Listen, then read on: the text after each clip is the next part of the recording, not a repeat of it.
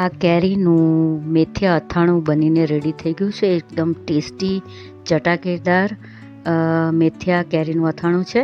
તો આજે તો નક્કી કરી જ લખેલું હતું કે કોલેજથી આવ્યા પછી આપણે આજે અથાણાની પ્રોસિજર કરી જ લેવાની છે, કારણ કે મે મહિનો પણ પતી ગયો છે અને જૂન સ્ટાર્ટ થઈ ગયો છે.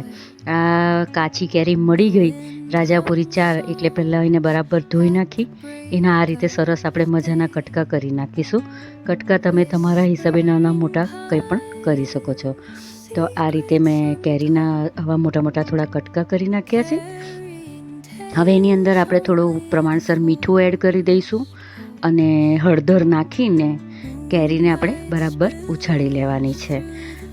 કારણ કે આપણે કેરીને આથીએ એટલે એનામાંથી જે પાણી છૂટે છે, તો આ થોડી હળદર ઓછી નાખી હતી ને એટલે મને જરાક વધારે નાખી છે. બરાબર એને 24 કલાક માટે આપણે ઢાંકીને રાખવાનું છે, એટલે કેરીમાંથી પાણીનું પ્રમાણ બધું છૂટી જાય.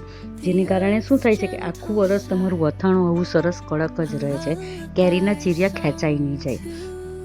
તો આ સરસ થઈ ગયું છે. હવે 24 કલાક પછી આ રીતે એને આપણે પંખા નીચે સૂકવવા મૂકી દઈશું. ત્યાં સુધી આપણે એક વાટકી તેલને ધુમાડો નીકળે ત્યાં સુધી ગરમ કરીને ઠંડુ કરવા મૂકશું. બીજી બાજુ મીઠું પણ ગરમ કરી લઈશું.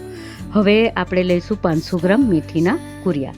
એની અંદર આપણે એડ કરીશું 100 ગ્રામ રાઈના કુરિયા, હળદર, અને એને બરાબર મિક્સ કરીને વચ્ચે થોડો ખાડો જેવો આપણે કરવાનો અને એની અંદર આપણે નાખવાનું 2 ચમચી હિંગ.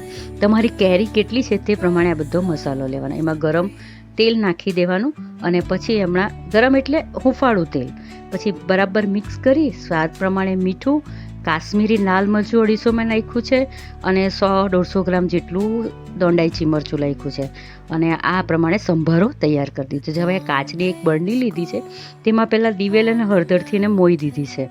હવે પહેલાં થોડો મસાલો એડ કરીશું. આ ચીરિયા અંદર સંભારામાં નાખીને બરાબર એને રગદોડીને આ રીતે આપણે એને બોટલમાં ભરતા જઈશું.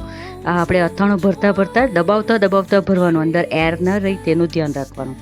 થોડાક ચીરિયાઓ નાખો, થોડોક મસાલો નાખો, પછી ફરી પાછા નાખો. આ રીતે જો અથાણું આપણું ભરીને રેડી થઈ ગયું છે. હવે એને પણ આપણે 24 કલાક માટે મૂકી રાખીશું. 24 કલાક થઈ જાય બરાબર પછી આપણે શું કરવાનું છે કે આ પ્રમાણે 1.5-2 કિલો જેટલું તેલ લઈ લીધું છે. એમાં ધુમાડો નીકળે ત્યાં સુધી ગરમ કરો, બરાબર ઠંડુ થવા દો અને પછી આ રીતે આપણે હવે આ બરણીની અંદર એને તેલ ડૂબે તેટલું તેલ બધું એડ કરી દેવાનું છે, કે તેલ જ વધારે ખવાય છે.